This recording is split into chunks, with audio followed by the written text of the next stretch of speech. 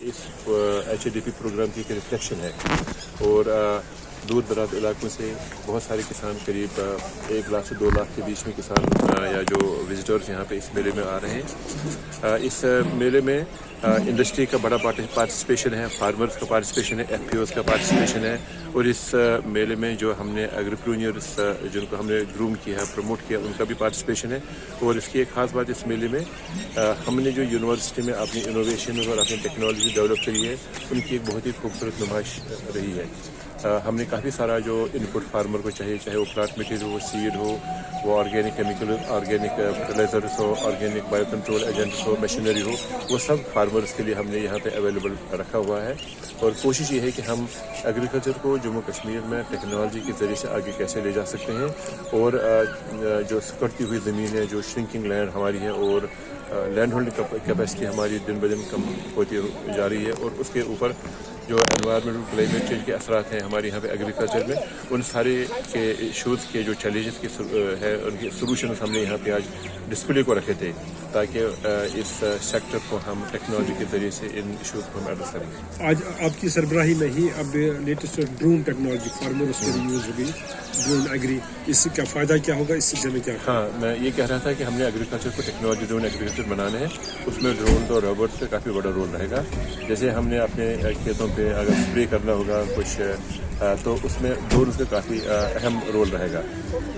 اپنے آرچرس میں اگر ہم نے اسپریئنگ کرنی ہوگی, اگر ڈرون کا اس میں شاید تھوڑا سا کم, لیکن ہم نے اس کے لیے ایک روبوٹ بنایا ہے جو بہت ہی انٹیلیجنٹ روبوٹ ہے, وہ بھی ہے. اور اس کے علاوہ میں جو بھی ٹیکنالوجیز ہیں, artificial intelligence, machine learning, block chain technology, ان کا رول رہے گا, آٹومیشن کا رول رہے گا. اور جو میکنائزیشن ایک ایشو تھا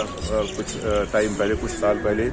وہ اس کے بھی ہم نے کافی سارے جو مشینیں ہیں یہاں پہ ڈسپلے رکھی ہیں, جن سے ہم ایگریکلچر کی ایفیشنسی کو زیادہ بڑھا سکتے ہیں. ہم جو ریسورس ایفیشنسی ہے, جو ہمارا کافی ویسٹ ہو جاتا ہے, چاہے پانی ہو, فرٹیلائزر ہو, وہ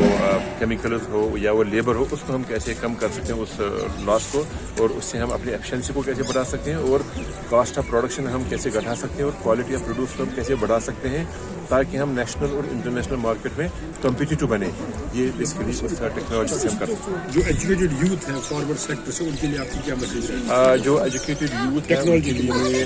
ہمارا ایک میسیج یہ ہے کہ اگر جموں کشمیر میں جتنے بھی پبلک سیکٹر ہے, وہاں پہ پبلک سیکٹر میں جاب اپرچونیٹیز بہت زیادہ نہیں ہیں, اور اگر اس ٹیکنالوجی ڈرون ایگریکلچر میں آ کے وہ اس میں بزنس میں آ سکتے ہیں, ایگریپرینیور بن سکتے ہیں, وہ اپنے لیے روزگار کما سکتے ہیں, اور وہ اور کے لیے روزگار کا ذریعہ بن سکتے ہیں. مجھے بتانے میں بڑی خوشی ہو رہی ہے جو یہاں کشمیر میں اب ایک چلن تھا پہلے کہ جو پڑھے لکھے بچے ایگریکلچر سے دور بھاگ رہے تھے, لیکن اب کافی پڑھے لکھے بچے, اور وہ بھی فارن سے ریٹرن اور ٹرینڈ بچے, وہ یہاں پہ آ کے ایگریکلچر میں اپنا بزنس کر رہے ہیں. لیکن کیونکہ اس کی وجہ یہ ہے کہ اب ٹیکنالوجی سے جو ایگریکلچر ہو رہا ہے, ہمارے آنریبل منسٹر صاحب تھے یہاں پہ ایگریکلچر کے, اور ان کے ساتھ میں ہمارے ایک ایپیکس کمیٹی کے ایک ممبر ہیں ڈاکٹر اشوک دلوائی صاحب, وہ بھی یہاں پہ تھے, اور کچھ آنریبل MLAs بھی یہاں پہ تھے. تو انہوں نے جب یہاں پہ اس میلے میں آ کے ڈسپلے میں ٹیکنالوجیز کو دیکھا, پارٹیسپیشن دیکھا, لوگوں کا آنا دیکھا, انڈسٹری کا پارٹیسپیشن انہوں نے دیکھا, تو ان کو یہ پتہ چلا, انہوں نے یہ محسوس کیا کہ ہم نے HADP میں جو دیکھا تھا, جو سوچا تھا, اس کی ایک جھلکی آج ہمیں یہاں پہ مل رہی ہے. اور وہ اپریشیٹ کریں, اور ان کو ایسا فیل ہوا کہ وہ جو ٹیکنالوجیز آج تک لیبارٹریز میں اور یونیورسٹیز تک محدود رہتی تھی, وہ ٹیکنالوجیز اب فارمر کے پاس جا رہی, اور فارمر اب اس کو ایک بزنس کے طور پر لے رہا ہے, اور فارمر جو اپنی آمدنی ان نئی طریقوں سے کافی حد تک بڑھا رہا ہے. Thank you.